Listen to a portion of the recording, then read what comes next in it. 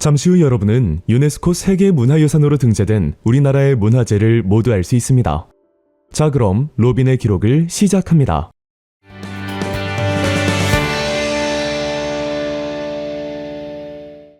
조선 왕조의 역대 왕과 왕비의 신주를 모신 사당인 종묘는 1995년 유네스코 세계문화유산으로 등재되었습니다. 종묘는 태조의 한양천도 이후 곧바로 착공되었으며 임진왜란 시기에 화재로 소실되었다가 광해군 때 복원되어 재래 기능이 회복되었습니다. 또한 종묘에서 거행되는 제사의식인 종묘제례와 이때 연주되는 종묘제례악은 조선의 유교적 예약 문화를 대표하는 무형유산으로 2001년 유네스코 세계무형유산에 등재되었습니다. 같은 해인 1995년 석굴암과 불국사는 유네스코 세계문화유산으로 함께 등재되었습니다. 석굴암은 화강암을 자르고 다듬어 쌓아 올린 인공 석굴 사원으로 정교하고 과학적인 구조를 갖춘 건축물입니다. 불국사는 대웅전, 무설전 등 목조 건축물과 함께 다보탑, 석가탑 등의 석조 구조물이 조화를 이루는 사찰로 통일신라시대 불교 예술과 건축 기술의 정수를 보여주는 대표적인 문화유산으로 평가받고 있습니다. 해인사 장경판전 역시 1995년 유네스코 세계문화유산에 등재되었습니다. 장경판전은 고려시대에 제작된 8만 대장경을 보관하기 위해 조선 초기 합천 해인사에 지어진 세계 유일의 고서보존 전용 건축물입니다. 별도의 설비 없이도 자연 환기를 통해 일정한 온도와 습도를 유지할 수 있도록 과학적으로 설계되었으며 건물의 배치, 창의 크기, 바닥 구조, 재질 등 모든 요소가 보존 기능을 극대화하기 위한 목적을 지니고 있습니다. 1997년에는 수원 화성이 유네스코 세계문화유산으로 등재되었습니다.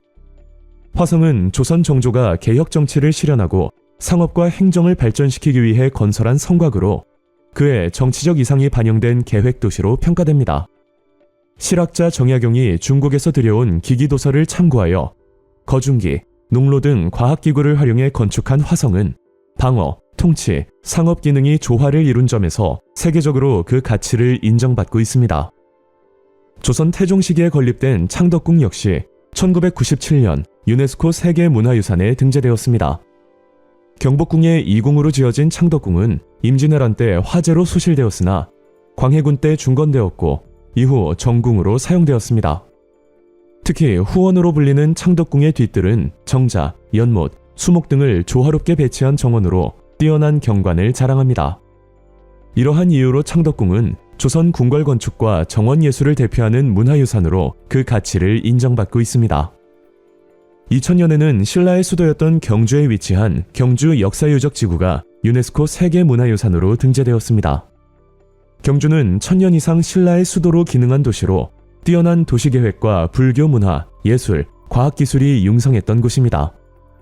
역사유적지구는 대릉원지구, 황룡사지구, 산성지구, 남산지구, 월성지구로 구성되어 있으며 주요 유적으로는 대릉원, 황룡사지, 월성, 동궁과 월지 등이 있습니다.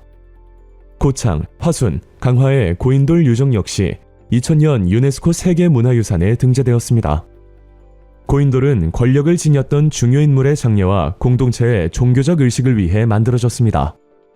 이들 지역은 한반도에서 고인돌이 집중적으로 분포된 대표적인 곳으로 한국 청동기 시대의 사회구조와 장례 문화, 고인돌의 변천을 이해하는 데 중요한 유적으로 평가됩니다.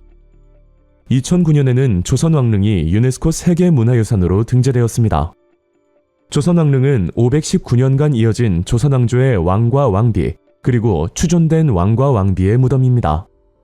현재까지 42기가 전해지며 이 가운데 북한에 있는 재릉과 후릉을 제외한 남한의 40기 모두가 유네스코 세계문화유산에 등재되었습니다.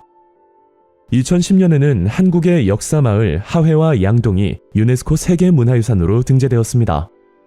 하회마을은 풍산 류씨 가문이 대대로 거주해온 곳이며 양동마을은 월성 손씨와 여강 이씨, 양대 가문이 함께 살아온 대표적인 씨족 마을입니다. 두 마을 모두 건축물과 자연의 조화를 중시한 배치 원칙이 잘 보존되어 있으며 조선시대 유교 문화와 가문 중심의 사회 구조 등을 이해하는 데 중요한 유산으로 평가받고 있습니다. 2014년에는 남한산성이 유네스코 세계문화유산에 등재되었습니다. 남한산성은 조선시대의 유사시를 대비해 임시 수도의 역할을 하도록 건설된 전략적 요충지입니다. 성곽 내부에는 왕이 거처하는 행궁을 비롯해 군사시설, 사찰, 민가 등이 조성되어 산성마을의 기능을 하였으며 조선의 20여 개 행궁 중 유일하게 종묘와 사직을 갖추고 있습니다. 특히 병자호란 당시 인조가 남한 산성에서 항전하다 항복하였고 이후 삼전도에서 굴욕적인 항복의식을 치른 사건으로도 잘 알려져 있습니다. 2015년에는 백제 역사유적 지구가 유네스코 세계문화유산에 등재되었습니다. 공주시에는 공산성과 무령왕릉을 포함한 송산리 고분군이 있고 부여시에는 관북리 유적과 부소산성, 능산리 고분군, 정림사지, 나성 등이 있으며 익산시에는 왕곡리 유적과 미륵사지 등이 있습니다. 이러한 유산들은 475년에서 660년 사이에 백제가 이룩한 뛰어난 문화예술뿐만 아니라 이웃 나라와의 활발한 교류를 보여주는 중요한 역사적 증거로 평가됩니다. 2018년에는 산사, 한국의 산지승원이 유네스코 세계문화유산에 등재되었습니다. 산사는 산속에 위치한 불교 사찰을 뜻하며 7세기에서 9세기에 창건된 이후 오늘날에 이르기까지 유형과 무형의 문화적 전통을 계승하고 있는 살아있는 불교 유산입니다. 등재 대상은 통도사, 부석사, 봉정사, 법주사, 마곡사, 서남사, 대흥사 등 7개의 사찰입니다. 이들 산사는 불교 신앙을 바탕으로 종교활동, 강학, 의례, 수행을 지속적으로 이어오고 있으며 다양한 토착 신앙을 포용하며 발전하였습니다. 2019년에는 한국의 서원이 유네스코 세계문화유산에 등재되었습니다.